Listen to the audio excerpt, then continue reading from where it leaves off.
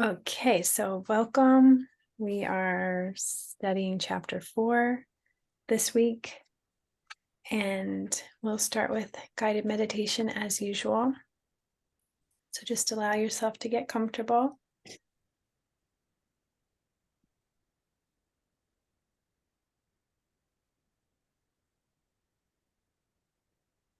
And just for the time being, invite the mind to get quiet and still. And invite the body to get quiet and still.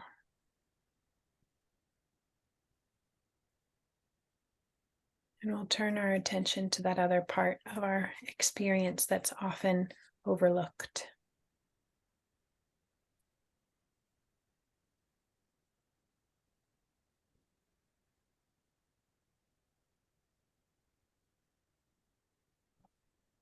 And I'll begin our meditation with the opening of chapter 4. What is it that knows or is aware of your experience? Allow the question to take you from whatever you're aware of to that which knows or is aware.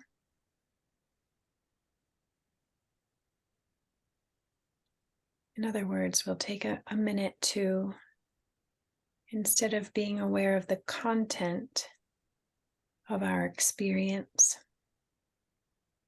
be aware that we are aware. So I'll ask the question again. And as the question points you towards your awareness, just rest there.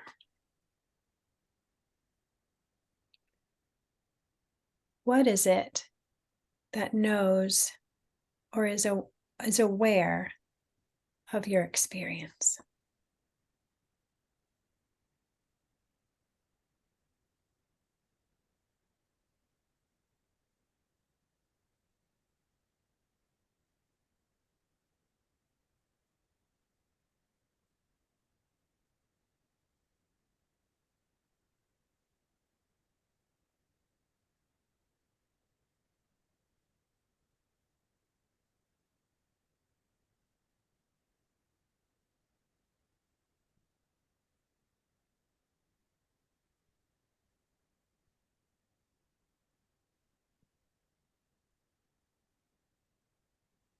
And just continue to rest as best you can with awareness pointed toward awareness.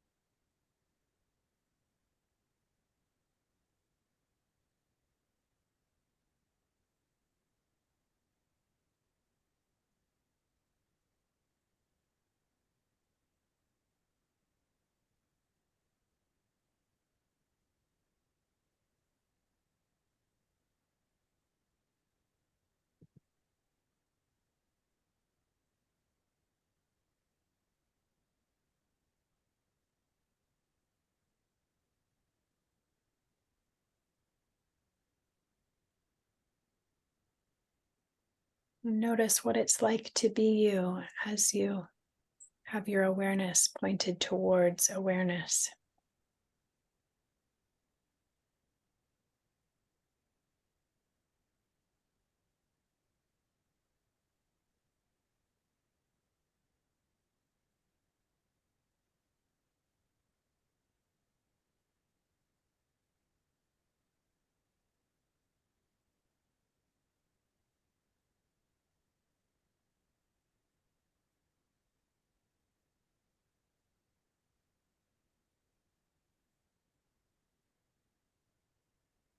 Now let's take a few deep breaths into a soft, gentle belly.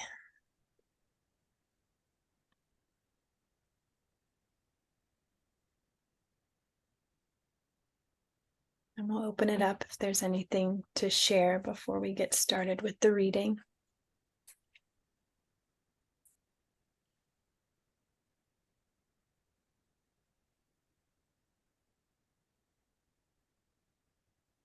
Anything you noticed from your meditation?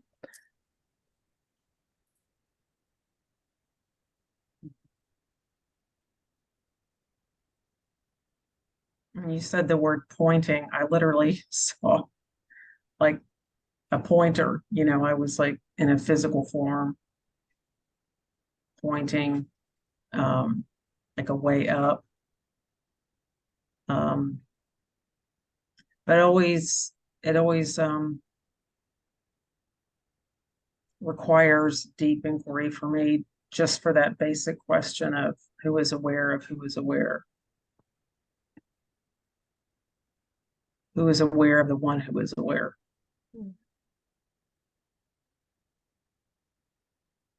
It's sort of like a never-ending question for me. Yeah. Yeah.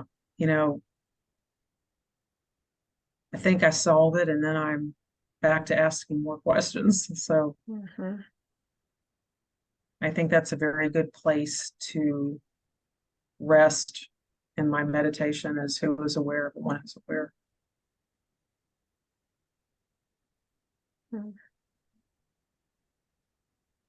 Mm-hmm. Yeah. Yeah. When in the early days, when I started off on meditation, I was finding it helpful to picture like my higher self as this brilliant, bright star, and this star was watching me. And sometimes I still go back to that, and I did tonight. Like it's behind me, looking down. Sounds But beautiful. yeah, it is. I think my higher self is a star. Well, thank you. Yeah. Anything for you to share, William?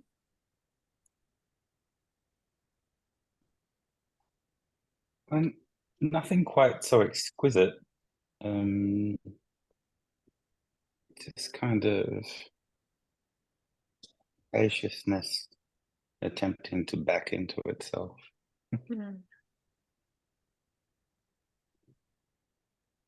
Yeah. It's hard to put to words, right? That's the whole thing. Yeah, I had an interesting experience in this meditation that was like I actually felt a spatial, like I felt like a shaft, like almost like an elevator shaft. And and it also kind of felt like my spine or like, possibly like the upward or downward spiral that Ra refers to. I don't know, but I just saw this like shaft, vertical shaft. And I was in the space of the shaft and I was moving, but I was sort of simultaneously moving up and down. And then it was like back to the metaphor of elevator shaft, like any space I could sort of stop and get out, and I could move out into experience, or I could get back in and like move to a different experience and then like get out. But it was like, oh, if I'm just here, like it was 100% fulfilled. It was like I don't need to go out into any of those spaces for experience. And that was cool. I don't usually get such strong like visuals, but that was really present for me. And I could feel the sort of like gravity of that shaft, like the just how sort of self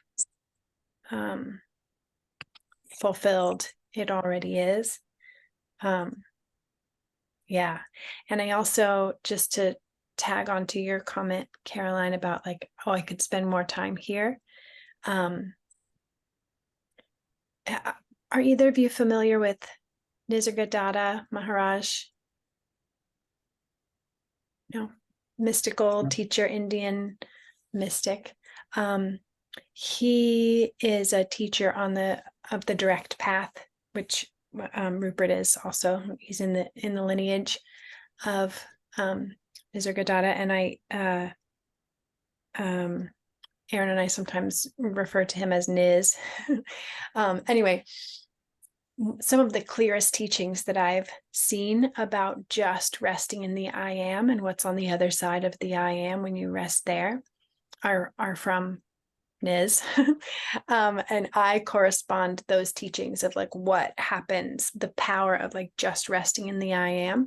I correspond that or correlate, I don't know which word is accurate, with Ra's teaching of become the creator. Like that resting in that place is what kind of resolves the paradoxes. So that's exciting for me. And I am also thinking of offering a session at 40 Saturday and maybe online too for our collective of some thoughts that I have about know yourself, accept yourself, become the creator, some like mystical teachings that I've been corresponding to that from Ra, and would love to offer my thoughts about it and then open it up to discussion of like, what do you think Ra is talking about? So anyway, just that sparked that for me, the excitement of like what I think can happen if we rest in that I am, or who is aware of who is aware. So I'm jazzed up as usual. Cool. Like, let's get into it. Do you mind typing in the chat who you were referring to? Sure. Let me just look up how to spell his name right quick. Is he alive? No. Okay. He's not alive. Oops. Nisargadatta Maharaj. I'll drop it right here. Go ahead. Your kind of shaft imagery did remind me that while my little experience was kind of like backing into awareness, it was kind of like, if you have two mirrors and they're kind of opposite one another and you get an infinite reflection. Yeah. It's like that, but in total emptiness, like a sensation of empty reverberation. Wow. Kind of thing.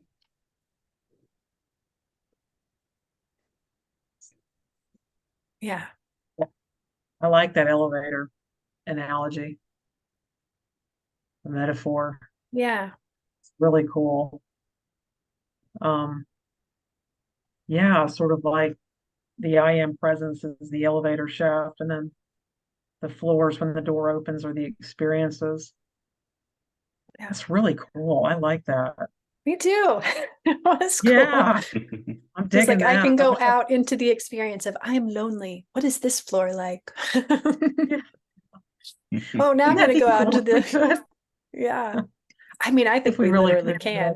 can. We do that. Like I'm taking on the experience that we just don't realize we're doing it, Yeah. all the time. Sometimes we do. I know the Twilight Zone had an episode like that, and there was something creepy on every floor.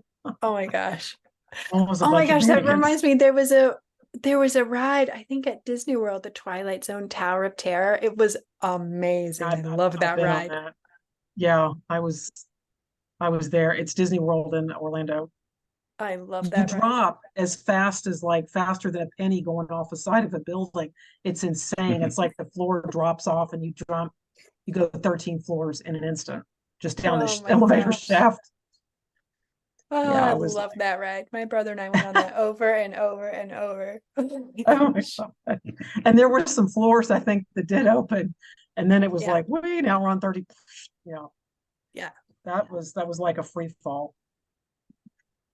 I wouldn't want that to be in my I am presence unless it was coming to the holy instant, as the ACIM calls it, just the awareness you are Holy Spirit. I'll take that. I'll take that ride.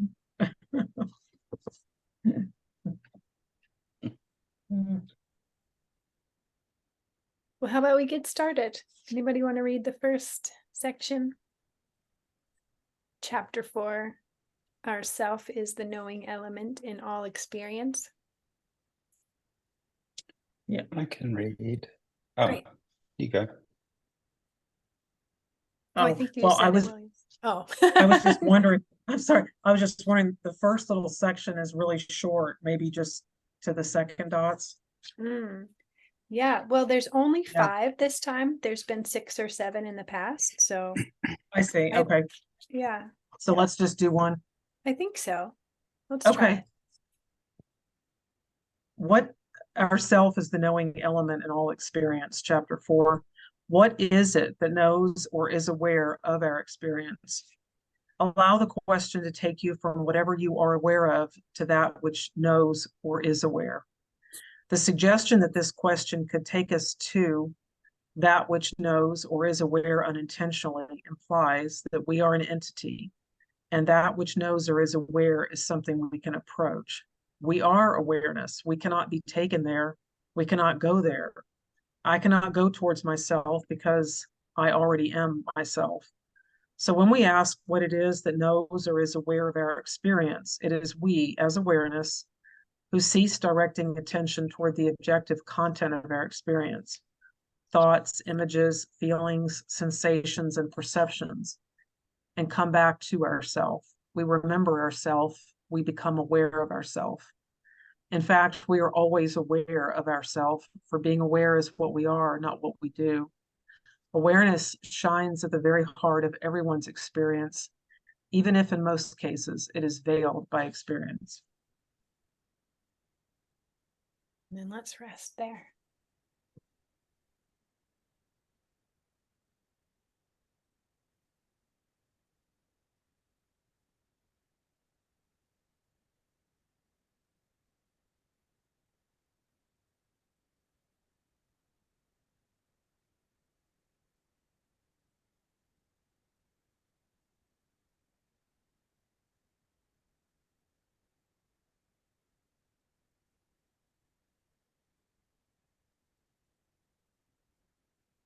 And let's open it up for discussion.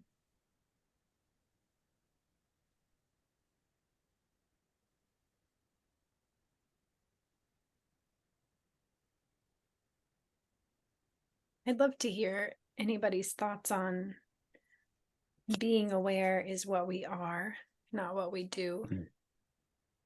It reminds me of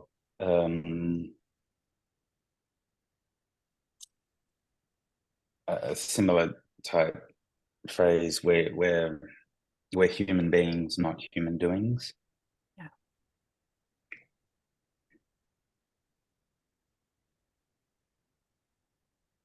I was thinking as you asked that question that it's always a delicate balance for me to go from realizing I am that already to I'm thinking I need to strive to get there, to arrive at this becoming or this enlightenment.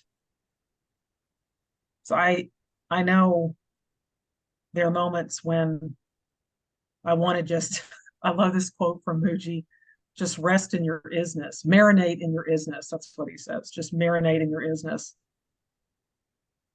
And then when I step into the personality wants me to think I have to do something to get there, to be enlightened, to be aware, to be on path. And that's for me, the fine line between these two worlds. It's not just to know that I am that and I am there. It's to embody, feel, marinate, like, in my isness. It's sort of like I started life enlightened, and then all these experiences started dimming the light of my brightness and as a divine being. So when I say joy is my natural state, being aware is my natural state, it is beautiful. But the world is, we're in Earth school and we're learning through polarity and all of that. So it's it's this constant remembrance for me that I am at that place. It's my job. It's my job. I say it's my spiritual practice to remove those things that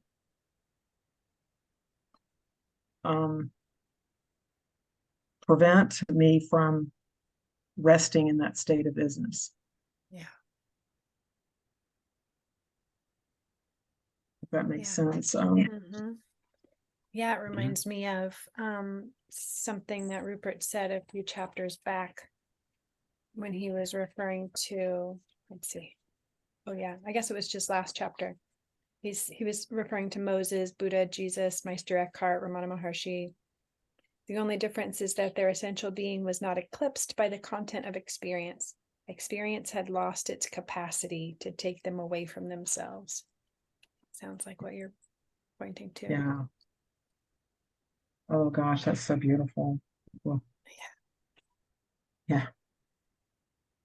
Yeah, it is. And it really is. I mean, I could literally sit here and weep because it's so beautiful. I don't know if you I need just, permission, but tears are welcome. oh, these waterworks can flow. I cry, I weep with joy, I weep with bittersweet, the healing is the lessons, but the world spent so much time telling me who I was not. The joy is my birthright. Freedom is my birthright. This divine sense of being is everyone's birthright. It's sort of like from the moment we're born, the world just, nails another thing, a note on the door about who you're not. Yeah. Yeah. And Sometimes so I like to think of, oh, I didn't mean to cut you off. No, I was finished. I was drifting off. Yes. Sometimes I like to think of the challenges of the world as like we've gone to the gym, like this is like CrossFit, and the world is just giving us our weights, because we're here to get strong in faith, and we can't get strong in faith if our faith isn't tested. So I like to think of like, oh, here's another weight. I'm getting so strong right now. Here's another challenge. Here's another, friend who was so rude to me and used to be like, I could get like so offended about that and like, oh, they should not do that. And now my practice at least is to be like, wow, thank you. I'm getting so strong in love and understanding because of weights like what you just gave me. Whew. Mm. Not that I always do that, but I aim for that anyway.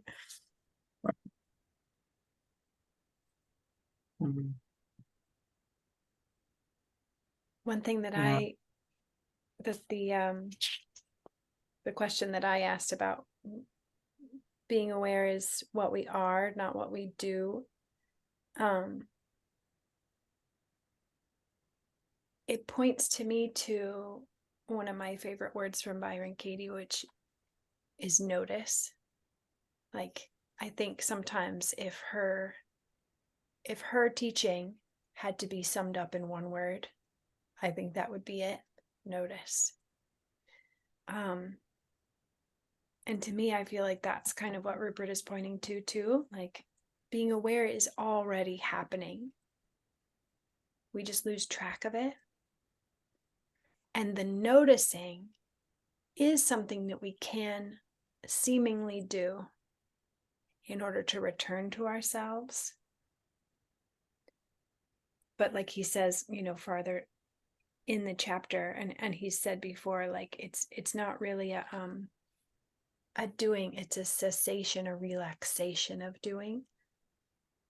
There's been this tension that we always carry, the tension of attention, like going back to the elevator metaphor, like it requires tension to pull away from that central shaft and to seem as though I'm something. And that's like why it hurts. It hurts to believe, this is a Byron Katie quote, or my interpretation of a Byron Katie quote. it hurts to believe I'm anything other than what I am. And that's why, like, believing our thoughts about ourselves or thoughts about the world causes suffering. It's because we're stepping away from our truth. And so it requires this tension that, and we actually associate that feeling of tension as what we are. And it's actually a relaxation, like, this practice is actually a relaxation of that tension simply through noticing. Being aware is what I already am. But yeah, then it's that paradox, like, I just find so juicy. Am I doing the relaxing? Like, where does the relaxing come from? Who's the one relaxing? And that's sort of like a koan, I think.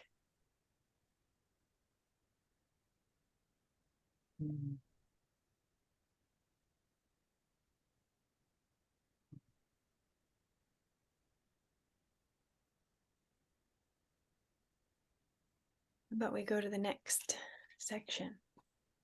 Feel like reading, William?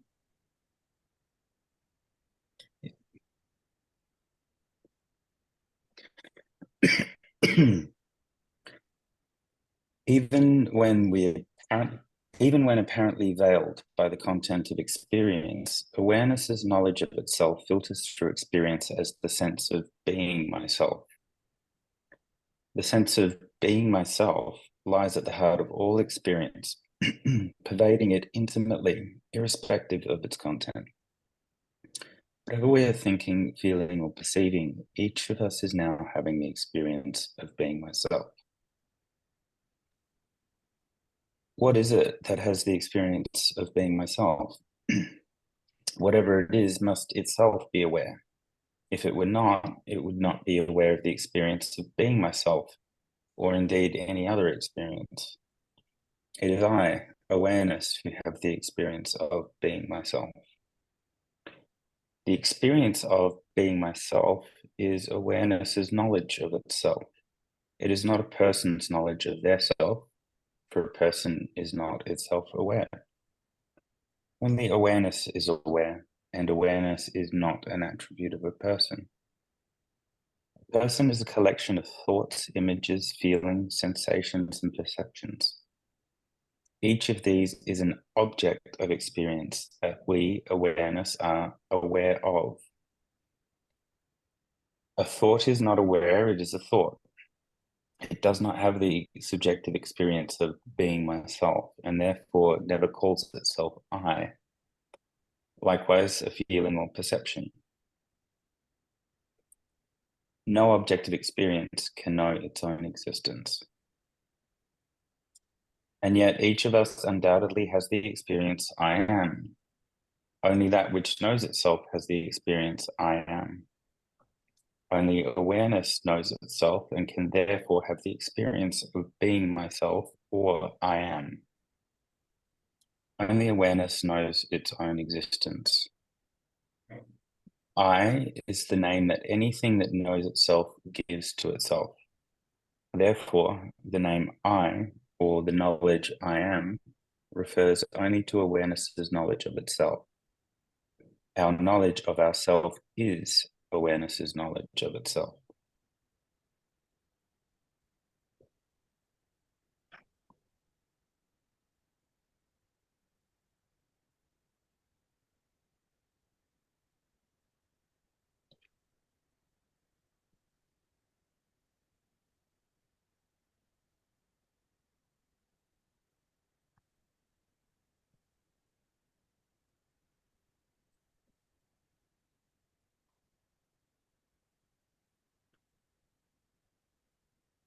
So let's open this one up.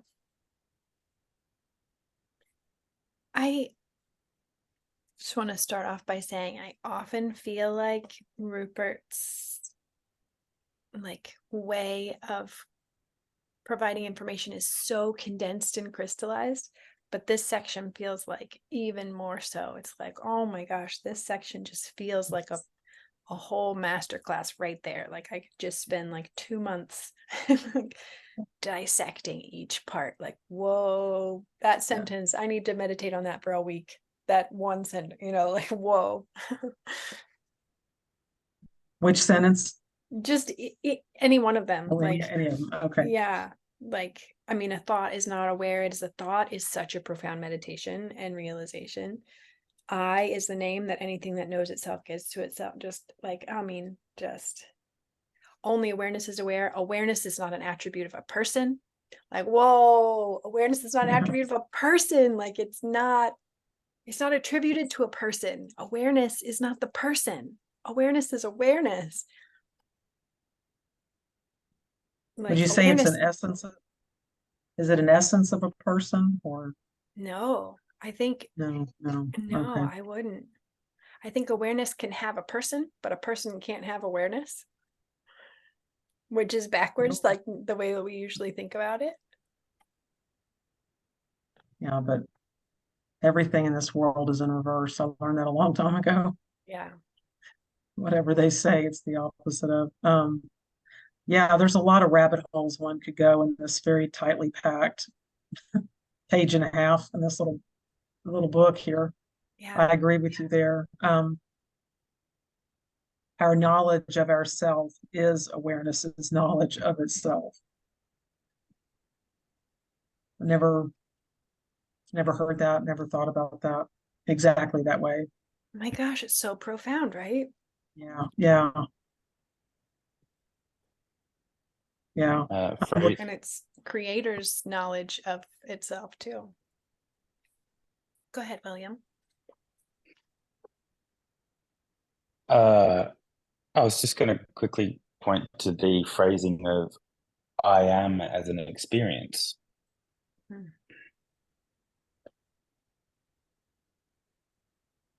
Yeah.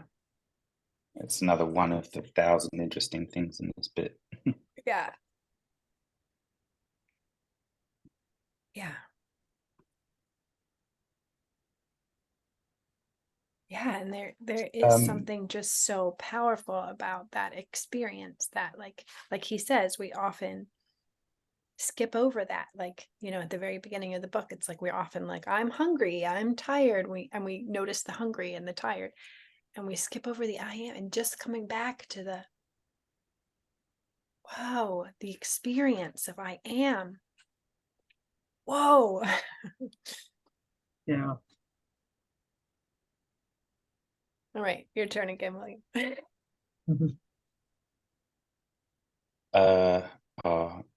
I'm not sure it's together. No, not quite. I'm just trying to reconcile some of his language because he's extraordinarily deliberate with his terms, obviously. Yeah. And I'm seeing little bits pop out and appear to me more than they initially did, but I'm not quite sure I'm grokking it enough to be able to squeeze any juice out of it. You want to talk it out? There's a few, but one thing that caught my eye in this section was a person is a collection of thoughts, images, feelings, sensations, and perceptions. And something that I identify with or realize quite freely is the notion that we are at the level of personality, so the small I, a collection of experiences and the personality is an identification with all these experiences. And so I've thought of them a little bit like when we have experiences. This might be a bit weird, but I've thought of what's happening at a cellular level in my body as I'm having an experience. And it kind of turns into this idea that the experiences are actually layered in my biology and built cellularly. So we're like personalities anyway, we're like onions of experience. And the experience of I am is that essence which is accessible through that, or until more layers get peeled away. Yeah. Another way I thought of it while you were saying that, William, is like a Russian nesting doll. I am is that very okay. I am is the littlest doll, but also the biggest. But all those other dolls in between, I suppose, are the layers of experience that add, but the true essence is the marrow or the smallest little doll. I don't know. I got that vision of a Russian nesting doll when you were talking about layers of experience. Yeah, I just had this visual as well of I amness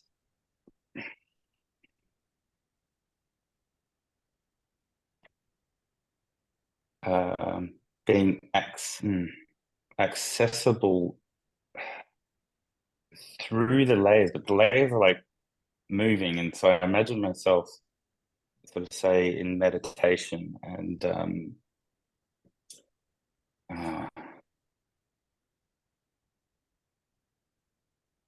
no, I can't quite turn that image into words. Not helpfully.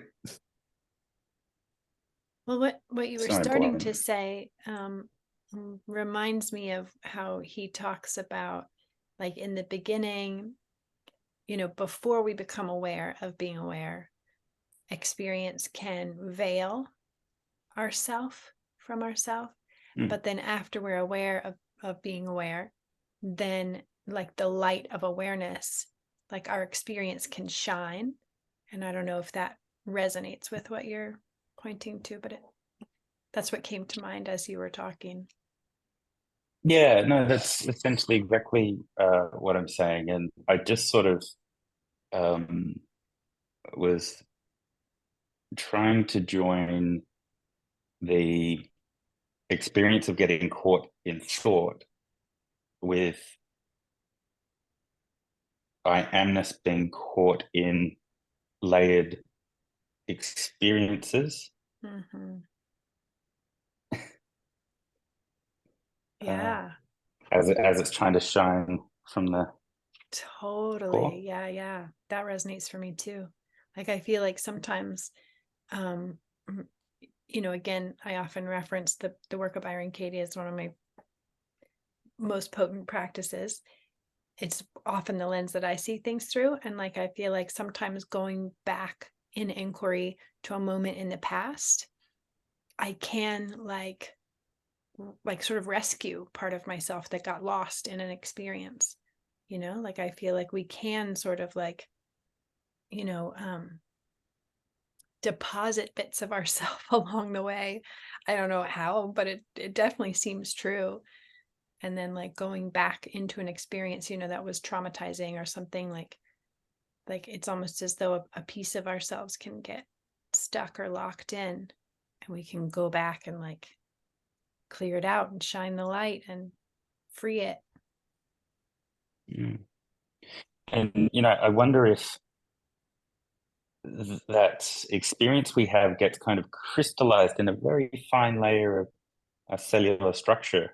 And Right. maybe in accessing this memory with your method of inquiry, if that may be kind of like communicating with that layer and settling it, or recognizing it, and there's some perhaps transmuting in that. Right. Well, and that corresponds to what I think Ross says about, first there's catalyst, there will be catalyst of the mind, and tend to your catalyst of the mind. But if you don't tend to it, it will start to show up in catalyst of the body, which I think means, catalyst of the physical body, for instance, got this thing. But also I think catalyst of the body can refer to our other selves, like it can show up in conflict, or it can show up in yeah, other selves bringing things to our experience. So anyway, I think what you're pointing to resonates with what Ross says as well. It's going to get our attention one way or the other. Yeah, when you were talking about like the cellular structure, I was thinking of the Course in Miracles is a study in forgiveness, but reaching that state of ultimate oneness through forgiveness. They talk about how it instantaneously collapses timelines, so that one is like you can do quantum healing, from way back, linearly speaking. But in that moment, when I see every brother and sister as myself, and I have worked on forgiveness, it's like all these timelines just condense. And it does affect your DNA. I mean, for sure. The cellular structures correspond to that practice. But I love how, I mean, for me, that speaks volumes as far as my own personal practice, and we all, gravitate to what speaks to us. But I love that that's even possible, that is doable, that is truth. That is truth. Oof. And it really does come down to forgiveness. And I know Rob talks about it too. So I think when the content of experience starts getting a little busy, I just come back to the breath. The breath is the portal to silence. It is a way for me to connect to spirit, and that I am presence, is to just focus on my breath and be calm in whatever is going on around me. But the forgiveness work that's where the spiritual muscle, you talk about lifting weights. Yeah. Forgiving myself constantly for unconsciously using X, Y, and Z to attack myself. But yet I know you are my teachers, and I'm a teacher too. But the cellular structure and I just love the holy instant and going into collapsing timelines. But the awareness for me is found in stillness of the breath, which can be anywhere, as it's so easy to get lost in experience and to drift away from that steadiness, that ever steady I am state. There's a lot of shiny objects out here. There's a lot of things to distract me. Yeah. But what a privilege that we know this experience is not what all of our incarnation is about. Yeah. I was really getting into that when I was journaling yesterday, and I won't go off on that tangent, but just it is such a privilege to be in Earth School and to know I am that I am. I mean, that's huge.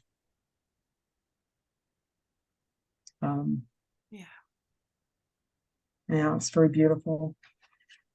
And I love what you both said. We are a collection of all these, but I think my journey calls me to just come back to this breath work of the stillness of I am. Yeah. And peace just radiates. There is no joy without peace. There is no peace without joy.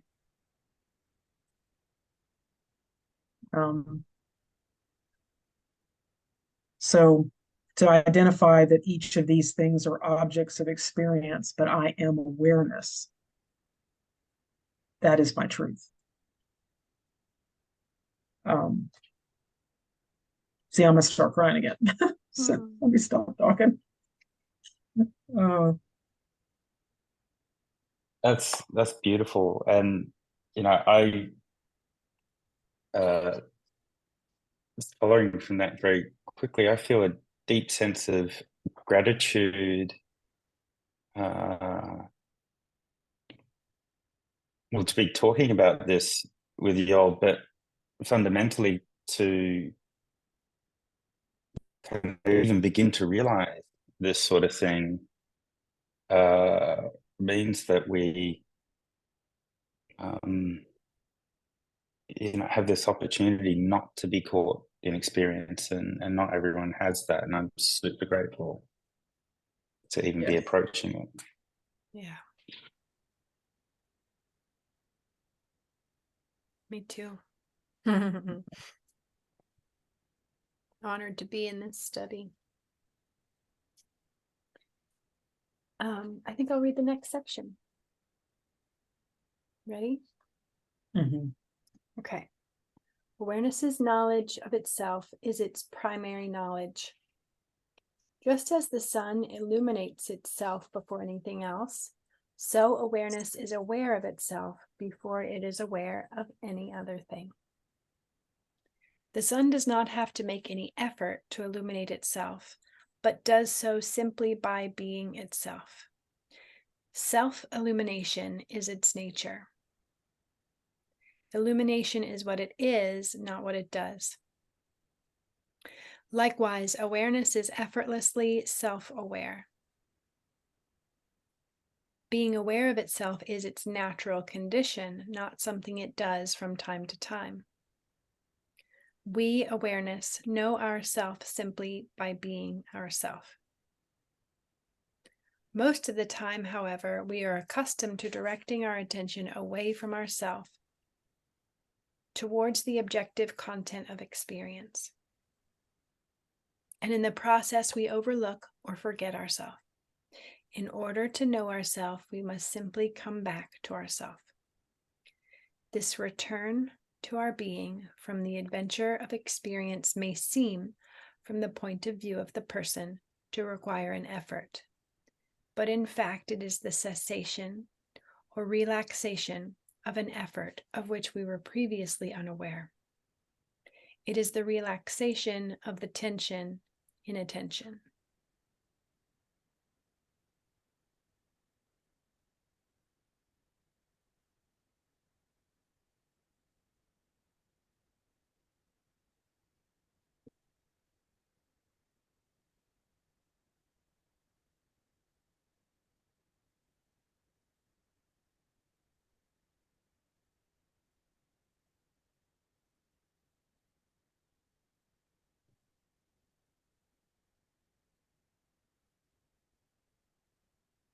All right, let's discuss. I love that last sentence. It is the relaxation of the tension in attention. What does that do for you?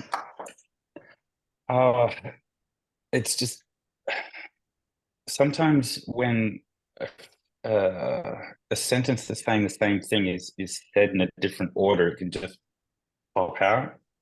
And this one just kind of popped out for no particular reason. It just kind of felt juicy.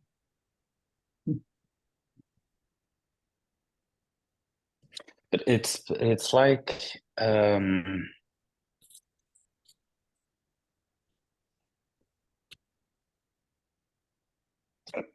it almost takes a little coordination to relax the tension in attention.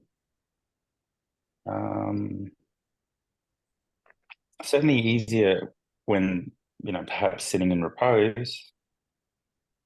But then I wonder, then the task becomes to take, maybe it's not the right way to put it, but I'll say it anyway, take my I amness out into the world of shiny objects. And it seems like to stay centered in I amness while doing that is kind of like takes coordination, a bit like singing while you're playing an instrument. You've got to learn to do two things at once, even though we're not learning to do anything per se, but that's kind of the only way I know how to frame it. Have you ever seen those stability balls that are cut in half and they have a platform? You ever tried to stand on one of those? That's what No, you're not talking yet. Yeah, a little bit. I've come back to this notion of poise quite a bit, and I've used uh, analogy slash metaphor of like, it's like walking a tightrope or surfing, or and I've almost even practiced different ways of uh, doing it.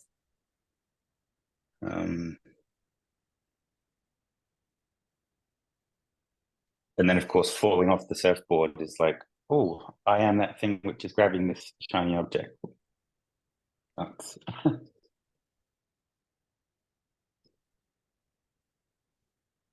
it's not what I am.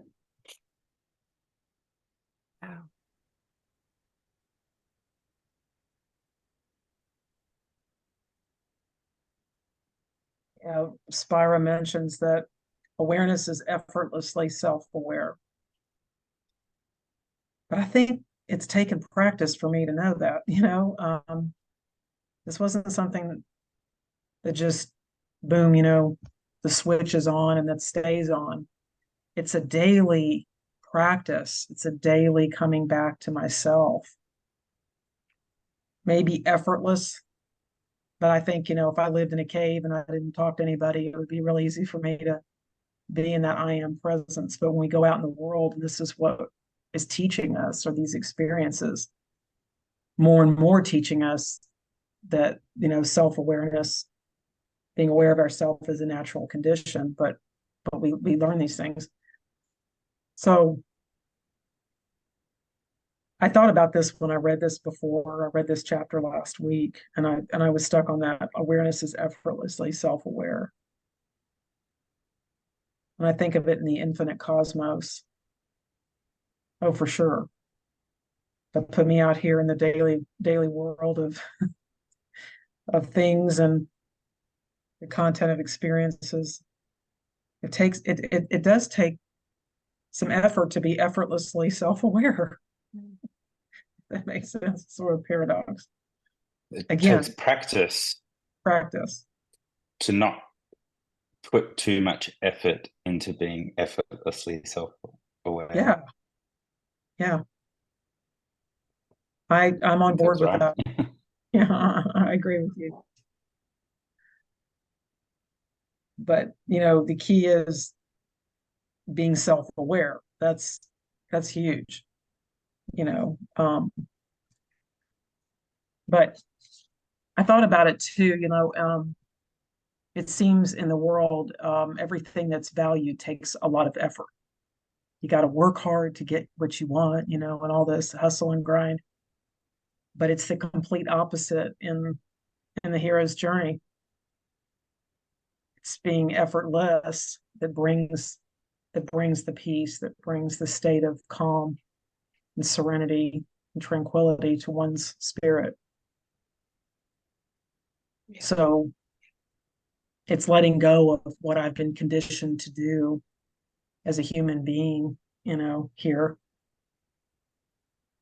I now feel very strongly aligned with the less effort I put in something, the more aligned with spirit I am.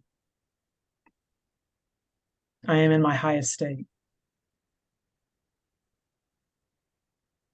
If I have to work hard for some, that doesn't exist. It's really a law of attraction too. I think about it's being in that vibration, things, awareness, they come to me. It's not being happy when I get something. It's being happy and aligned and aware now, always. But I'm still in the place of, I got to come back to that. But I'm getting good at catching myself. So, the next step is proactive. Do either of you two play an instrument? No. BJ, you dance. I guess any sort of anything that we're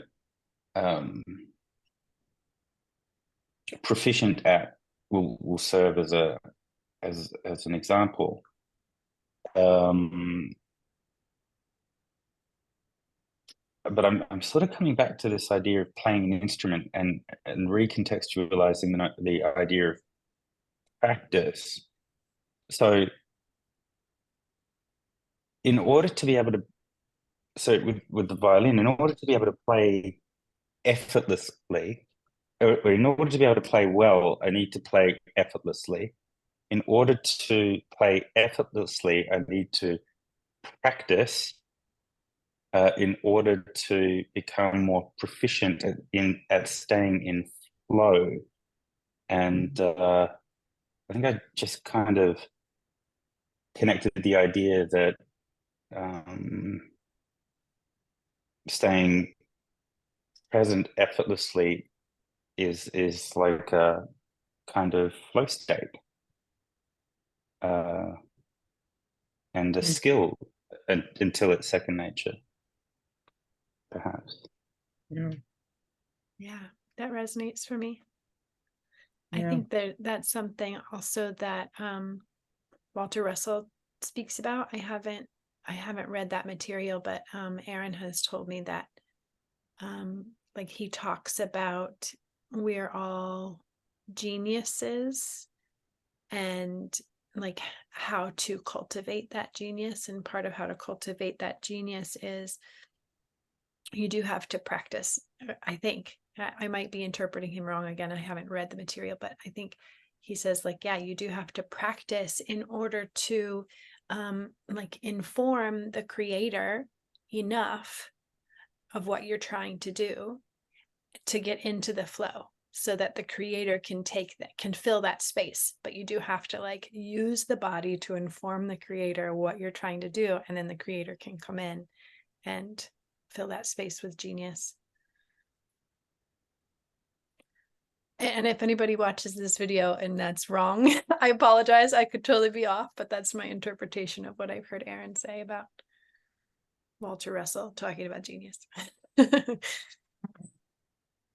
I mean, we could say that genius is expressed in anything that a human does proficiently, you know. It's, I guess, maybe especially in maybe anything that's genius is art.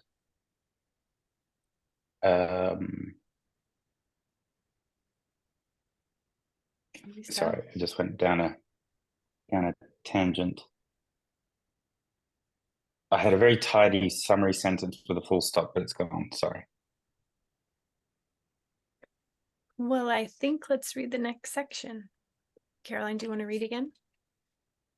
Sure. In order to know that I am, the mind does not need to be in any particular condition. No special circumstances are necessary, nor is any preparation required. The knowledge I am is not sophisticated or mysterious. It is the most ordinary, intimate, and familiar experience there is. Everybody can say from their own direct experience, I know that I am, irrespective of the condition of their mind or body or whatever is taking place in their environment. It is our experience that I am. I am refers to our knowledge of ourself before it is qualified by experience. Before we know that I'm a man or a woman of such and such an age, or married or single, a mother, father, or friend, before we know anything about ourself, we simply know that I am. Before we know what I am, we know that I am.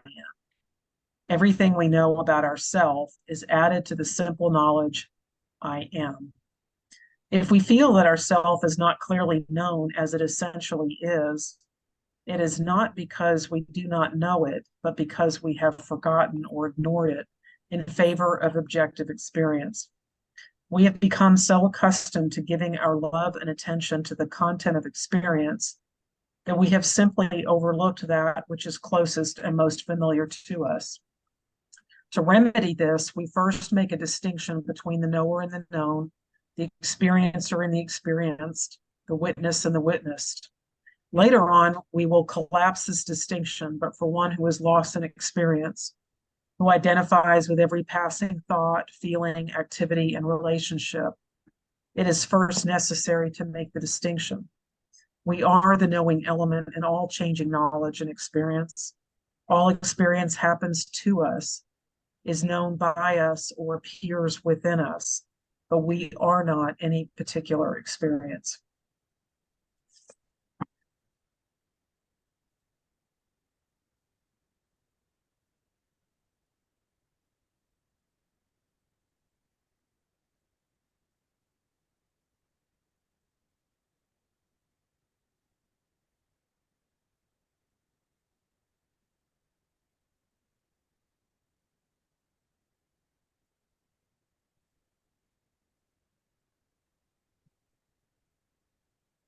And let's discuss.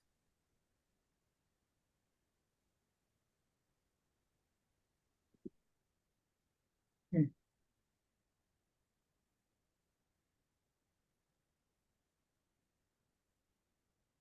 really appreciate this part about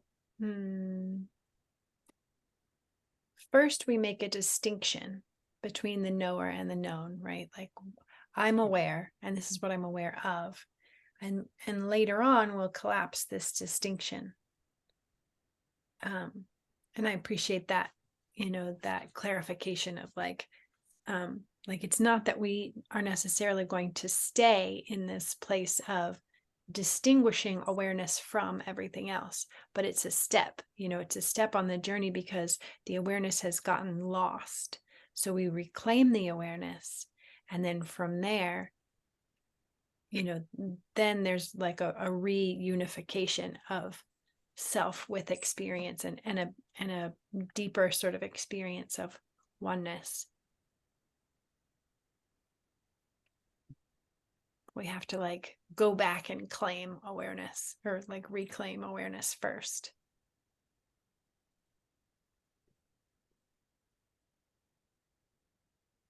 That was exactly the bit I was writing notes about. And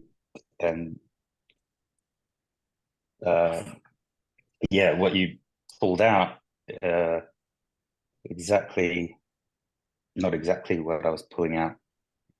Hang on, never mind. What jumped out at me with that is language to make a distinction between the knower and the known. Like first we make a distinction, and something I've been getting into recently is or thinking about recently is this idea of using mind to distinguish, determine, or separate in order to then reconcile and unify. In which case, using one's mind to discriminate in order to unify is kind of an exercise in right thinking. And when he speaks of making the distinction between the knower and the known, that strikes me as like a reconciliation of opposites, perhaps, or a reconciliation between what really is and what isn't, perhaps. Yeah. What's known and what's the knower and the known is perhaps, yeah, I already said it. And then the language of collapsing this distinction is like once you have the opposites lined up, it forms a bridge and they collapse into unity. Yeah. Wow. That's very interesting. I like that. Like the collapsing timelines. I was just thinking of like back when I was veiled, just all of my life being so attached to these roles and these experiences, and it changes. There's no peace, there's no stability. So the I am for me is like this beautiful thing I can hold on to that brings the peace, because I am not all of those shifting experiences. So whenever anything presents itself as what shifts, and like the sand, that is not me. Those are pieces of my experience in this polarity, in this dimension, but it's not the core of the truth of who I am. But I know I'm getting emotional tonight, but it I have so much compassion for the woman that thought that she was all of these things, and that Yeah. fear was present all the time. It was just this constant state of, I need this, I need that. And once I get that done, I feel good for 5 minutes, and now I know how to do something else. And coming to this remembrance of being home, a place that I have never left, that brings this absolute tranquility. That is where peace comes. It is in not getting caught up in all of that drama and identifying myself as that which is this and this and this and this. But it was all so intertwined with fear, so much. I don't know. Glad I'm still not, completely there, but I'm teetering on the edge here. But I just think of when Spira was talking about that, like the woman that used to wake up every day and her feelings about herself changed every hour. And then as soon as I got something crossed off, it was like on to something else. So I understand that how this being aware of who I am at the core of my being, that I am a divine infinite soul, brings peace that surpasses all understanding. That which I try to find in the world, but it's not in the world. It's outside of that. Yeah. That's so awesome. Thank you. I'm celebrating with you that you're not in that spiral of fear. It was exhausting, sad. Yeah. There is no, people would always say, I want to be happy, but I don't even want to be happy. I just want the eternal state of joy. And joy is knowing who I am. And I had kind of a guru when I first walked on the path, and he was like, you are a divine, infinite soul, Caroline. Don't you ever forget that. And he did it lovingly, but firmly, that let go of that shit from what the world has said. Yeah. So much of the relations I had, but peace doesn't come in this world. I truly believe it is not to be found in the world of experience. Yeah. No. Yeah. It's prior to the world. And then once we find it, the world can shine with that peace. Yes. Yeah. I want everybody to feel that, that's, Yeah. it's like the best medicine, man. Yeah. It is the pill. Well, I guess that's what the Matrix was about, right? Yeah. Um, yeah. Well, I think something that seems true to me is we all get there. We all get there Oh, eventually. yeah. And Mhm. in truth, we never leave it. It only seems as though we left it. But it's pretty Right. convincing. Well, it's But I God's think will let's that we go all. ahead. Yeah, Yeah, exactly. yeah, it's God's will, and God's will prevails. Yeah. So it is. We will all be there. Yeah. I think let's go ahead and read the last section. Do you care to read again, William? Sure. Cool. um, I is the word that everybody uses to indicate that which knows or is aware of their experience. It is pure knowing or being aware.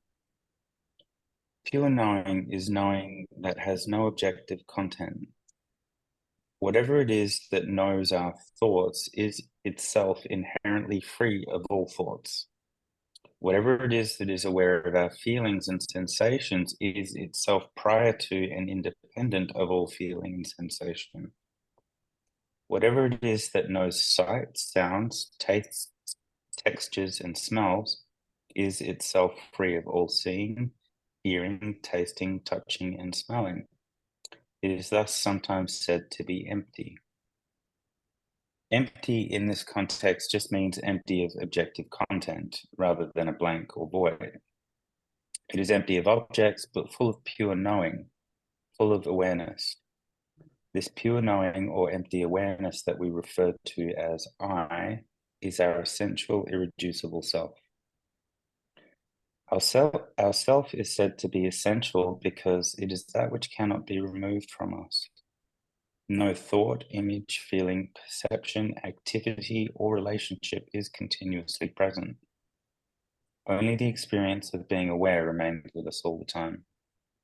In fact, it does not remain with us as if it were one thing and we another. It is what we essentially are.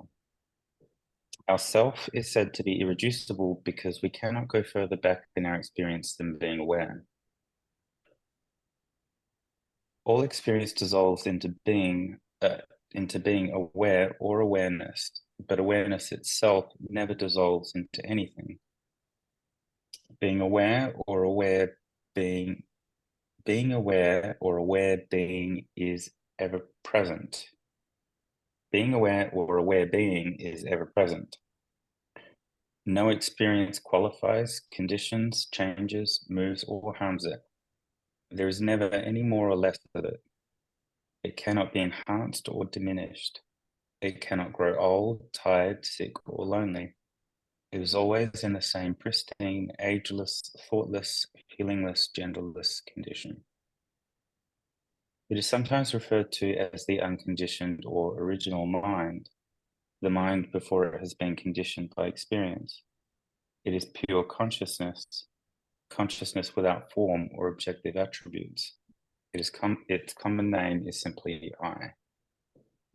In time, it will become clear, if it is not already, that this knowledge of our own being, its knowledge of itself, is not only the most profound knowledge possible, but also the most precious. It is the source of the peace and happiness for which we long above all else, and the foundation for the resolution of all conflicts. Mm.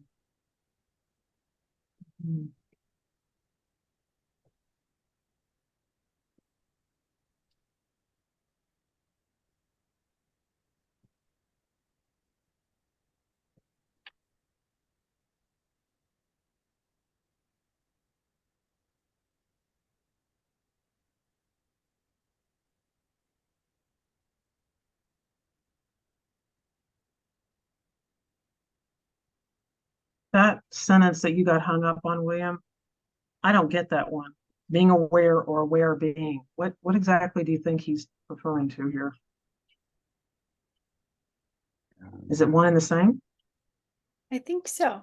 I think he's pointing to how being aware isn't what we do, but it's what we are. So aware Okay. being is the being, the beingness that is always aware. That's what I think. I wanted to he's put the doing word "and" in front of it. I want to say being aware or an aware being. I was like, is this a typo? I'm not sure. Being aware is ever present. Aware being is also ever present. Yeah. Thank you. Yeah.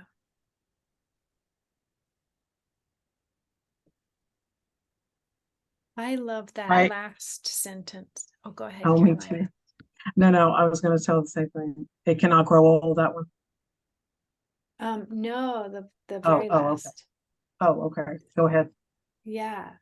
It is the source of the peace and happiness for which we long above all else, and the foundation for the resolution of all conflicts.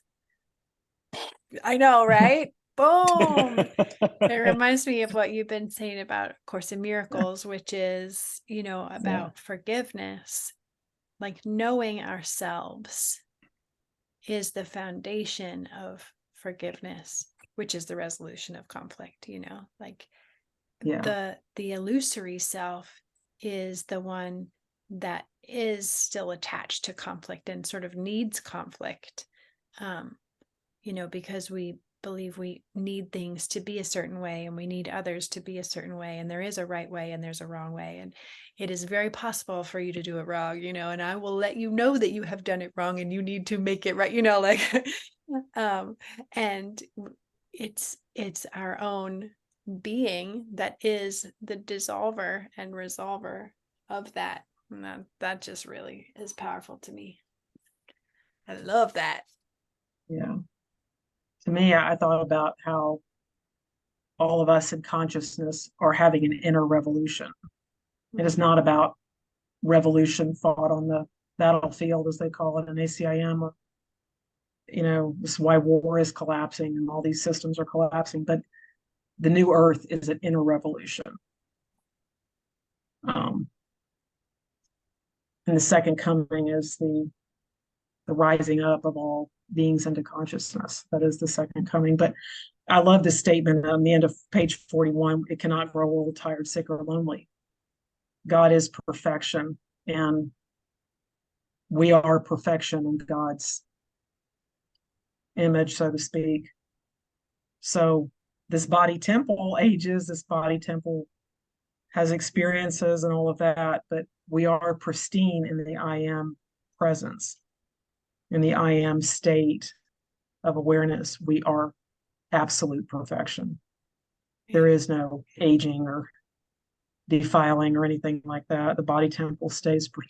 So I've really gotten into the notion of how, or not the notion. I'm beginning more and more to understand how we bring disease to ourselves and through thoughts and all of that manifest. It's not something that that God creates, but we are always. I just love that. Like the I am is perfection. And that's our natural state as well. Yeah. Ageless, thoughtless, genderless, just Amazing. Personification of beauty. I know it really is. It really is absolute beauty. Well, just noticing the time, I want to make sure if there's any final thoughts that you have, William, if there's space for that as well. Thank you, but no. I had a question though. What is this like January where you are for us here in America? Is that about where you are in the season? So yeah, winter. So Okay. Yeah, December, January. Yep. So just out of curiosity, because I don't talk to somebody in Australia, like what in Fahrenheit, what was the temperature today? Or what is it going to be? Because you're in the morning. So it got down to like I'm not good at converting Fahrenheit. I hear that you just basically double it, but I'm not either. Hang on. I'm a centigrade failure. I don't know what that is. Like, but it was 46.4 degrees Fahrenheit this morning. Okay. So it's not freezing or anything. Yeah. No, it's like it gets a bit colder than that. It's like, please snow, but it never will because we're not in a snowy spot. It's just very cold and wet. Yeah, thank you for sharing. Yeah. I find it mind blowing. You'll have Christmas on the beach and it's like really hot. That used to always trip me up as a kid. But anyway, have a beautiful day, William. And thank you. VJ and I will close the day as you open yours tomorrow for us. Have a wonderful evening yesterday. Yeah. We're all in the same. Sure. We're all in the same timeline, but yeah, it is amazing. But I want to thank you both for your sharing this evening. I've come away with nice, beautiful nuggets to think about, and chew on Me or too. just be aware of. Yeah, me too. Thank you. Thank you, BJ, for holding this. I look forward to this. This is really good spiritual nourishment. I know it so is. And the group format is really supportive to Yeah. contemplate together. Thank you. Where's Aaron tonight? Yeah. Aaron's got, He was invited to participate in a panel discussion on cosmology. So yeah. wow. How Yeah. cool. It's How like neat. his jam. So he's like, oh, gotta go. Yeah. Teleporting now. Yeah. Thank you. Well, I look forward to seeing y'all next Wednesday. Yeah. Likewise. Yeah. Thank you. Y'all Awesome. have a Thank you, guys. thank you. Thank you. Bye. Bye-bye. Bye.